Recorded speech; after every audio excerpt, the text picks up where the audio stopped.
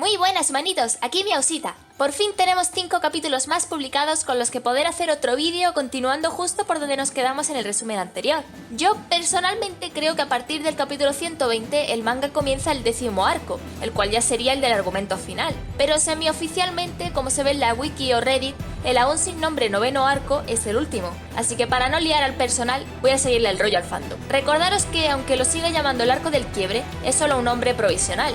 Posiblemente dentro de poco acaben nombrando este arco de otra forma. Por cierto, algunos estáis extremadamente cansinos porque llamo a Zeke como su pronunciación japonesa en vez de adaptarla a la española, la alemana o la filipina de Guangzhou. Pero me importa un carajo y lo voy a seguir llamando como me dé la gana. Vosotros llamadlo como queráis. Yo prefiero decirle a Zeke Zik o Ziku, a Levi Levi y a Mikasa Mikasa. Y si os molesta, lo siento mucho en el Tamashi y el Kokoro. Venga, que no me enrollo más. En este vídeo vamos a ver los capítulos del 121 al 125 del manga. ¡Ikimashou!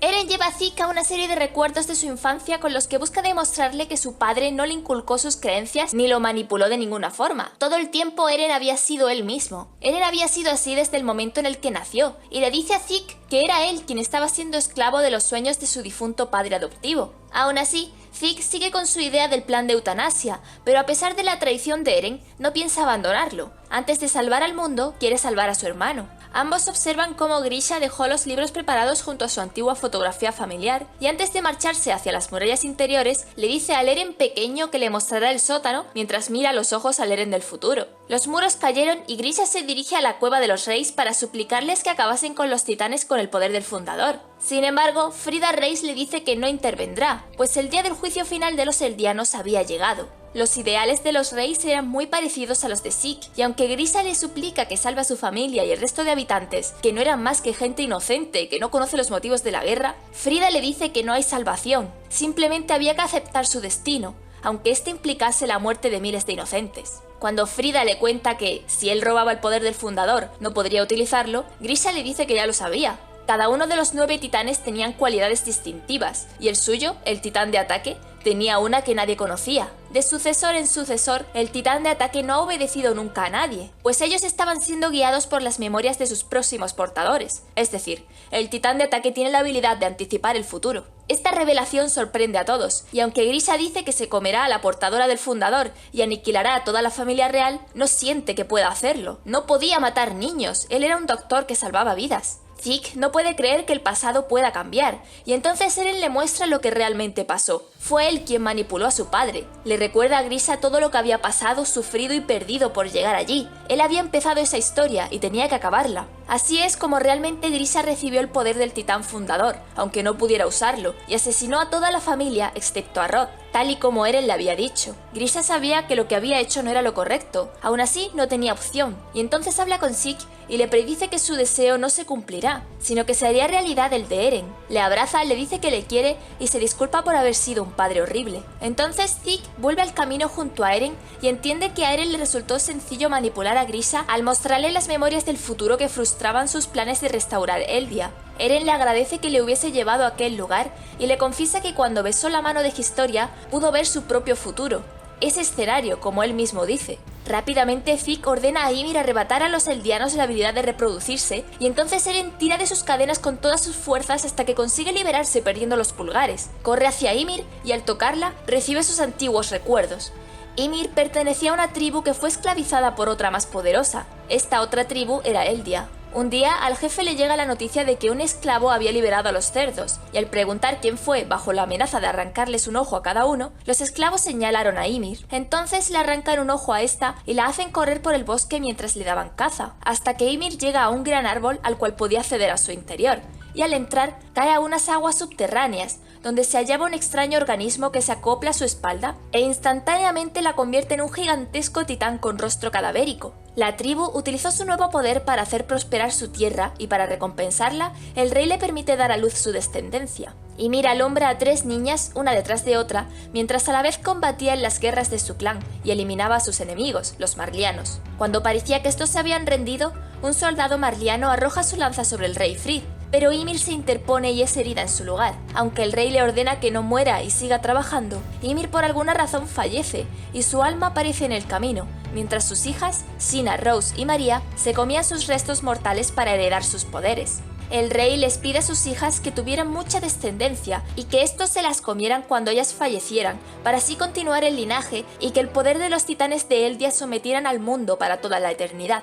Entonces Eren le grita a Ymir que le dé su poder para así acabar con ese mundo. Ella no era una esclava ni un dios, era tan solo humana, y no debía obedecer a nadie más que a ella misma. Mientras Zeke gritaba e insistía en su orden, por primera vez alguien le da a elegir. Eren le ofrece seguir en su situación para siempre o ponerle fin a todo. Eren deduce que era Ymir quien estaba guiando realmente al titán de ataque hasta ella, porque muy profundo en su subconsciente, ella quería ser libre, y por primera vez vemos el rostro de Ymir, la cual cede su poder a Eren, y de vuelta al plano real, la cabeza de Eren se une a su cuerpo a través de ese extraño organismo que lo originó todo, y todos los muros comienzan a derrumbarse. El retumbar de la tierra había comenzado. A partir de aquí se nos muestra a través de un recuerdo de Mikasa una justificación a por qué Eren había llegado a este punto. Antes de la infiltración de Eren en solitario en Marley, el equipo de exploración visitó el continente invitados por Kiyomi Azumabito. El grupo se sobresatura con tantas cosas nuevas alrededor, tanto de los automóviles como de los helados, y entre tanta gente, Levi pilla a un chico que acaba de robarle la cartera a Sasha.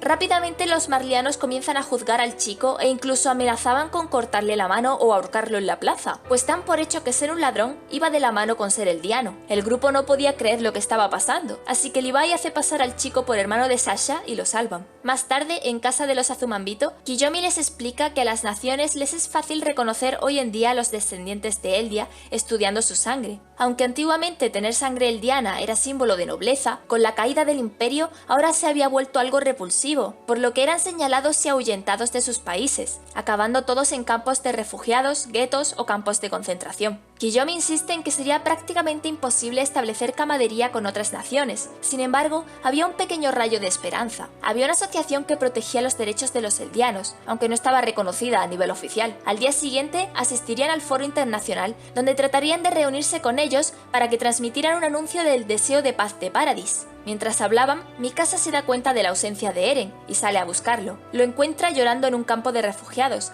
y le pregunta qué había pasado, a lo que Eren le responde que aún nada. Eren entiende la situación de esa gente, pues ellos vivieron lo mismo cuando Shiganshina cayó. Entonces le pregunta a Mikasa por qué se preocupaba tanto por él, qué significaba para ella, y muy avergonzada e indecisa, ella acaba respondiendo que es familia. Justo a tiempo, como Eren dice, llega el resto del grupo, y son invitados por los refugiados a cenar y beber con ellos, donde los chicos se emborrachan y acaban durmiendo tirados en el suelo. Al día siguiente, en el foro internacional, la asociación con la que querían dialogar, tratando de buscar apoyos para los refugiados, presenta un discurso de odio hacia los eldianos de Paradis. Según él, los habitantes de Paradis eran los únicos enemigos, mientras que los eldianos del continente eran víctimas que fueron forzadas por el cruce entre las razas del antiguo imperio eldiano. Con este discurso, el grupo pierde toda la esperanza de llegar a algún acuerdo de paz, y fue la última vez que vieron a Eren, hasta el ataque a Marley. Mikasa se pregunta si podría haber habido otro camino. Si le hubiese dado una respuesta diferente a Eren, ¿algo podría haber cambiado? De vuelta al presente, Eren se ha transformado en un gigantesco y extraño titán, con una columna vertebral muy singular. Armin trata de hablar con Mikasa, pero había demasiado ruido. Cuando consigue escucharle, este le grita que Eren ha debido obtener el poder del fundador y ha activado el retumbar. Eren estaba de su parte, no de parte de Zeke, como les hizo creer. Sin embargo, Armin también se percata de que todo el muro María había despertado. Era excesivo para acabar con el enemigo en Shiganshina. Armin teme algo peor, y justo entonces, sus mentes conectan con el camino, donde la voz de Eren les habla. Eren estaba usando el poder del fundador para comunicarse con todos los descendientes de Ymir, ya sean de la isla como de cualquier parte del mundo, y les cuenta que todos los titanes de los muros de Paradis habían despertado. El mundo estaba en contra de los eldianos, el odio no iba a parar hasta que todos ellos fuesen aniquilados, así que para proteger a su pueblo, los titanes aplastarían y masacrarían el resto del mundo. Reiner pone a salvo a Gabi, pero la orden de Eren también hizo que este perdiese su armadura, y acaba muy mal herido. A Falco se lo habían llevado Jin y Connie, así que Gabi deja a Reiner descansando en una vivienda y sale en busca de sus compañeros. Jin, hablando con el resto, les dice que entiende la decisión de Eren y cree que el mundo no les había dejado otra opción. Sin embargo, Armin cree que Eren está yendo muy lejos, y entonces Jin les recuerda que Eren siempre ha actuado para protegerlos, pues ellos son las personas más importantes para él. Entonces Connie decide que utilizaría a Falco para volver humana a su madre, la cual seguía inmóvil en la villa Ragako, y aunque Armin trata de convencerlo de que eso conllevaría más problemas con el grupo de Reiner, Connie se lleva a Falco Falco, mientras el resto se ven acorralados por los titanes que Zeke transformó, los cuales por alguna razón había dejado de controlar. La familia Blues y Niccolo se encontraban huyendo del titán de Neil, el cual acorrala a Kaya, pero justo a tiempo llega Gabi para salvarla, repitiéndose otra vez aquella escena del pasado en la que Sasha la salvó, solo que esta vez era Gabi, y luego son escoltados por unos soldados a un lugar seguro. Todos combatieron a los titanes que se amontonaban sobre el cuartel general, e incluso vemos a Shadi salvándoles la vida a los reclutas que le pegaron una paliza. Con ayuda de las lanzas trueno era mucho más sencillo acabar con ellos, y entre ellos identifican al titán del comandante Pixis, el cual Armin se encarga de matarlo, no sin antes darle las gracias. Ya con todos los titanes muertos, llega al cuartel general Floch, que había sobrevivido a duras penas, y manda a apresar a todos los voluntarios anti-Marley, mientras apunta con su pistola a una ausente Yelena. Y a su vez, el padre de Sasha lleva a Armin y Mikasa a reunirse con Gabi. Esta les pide que le devolviesen a Falco, y Armin le explica que Connie se lo había llevado con la intención de usarlo para salvar a su madre. Gabi entonces le pide a Armin que hablase con Eren para que volviese a la madre humana de nuevo, pero aunque el titán fundador pareciera que puede hacer cualquier cosa, Armin cree que no es posible, pues si fuera así, Eren habría vuelto humanos a los que Zeke transformó. Gabi insiste en que podría, pues hizo que la armadura de Reiner se deshiciera, lo que hace caer en la cuenta a Armin de que en ese caso todo endurecimiento se había derretido, incluyendo el cristal de Annie, la cual se nos muestra recobrando la consciencia en aquellas instalaciones subterráneas de Shina.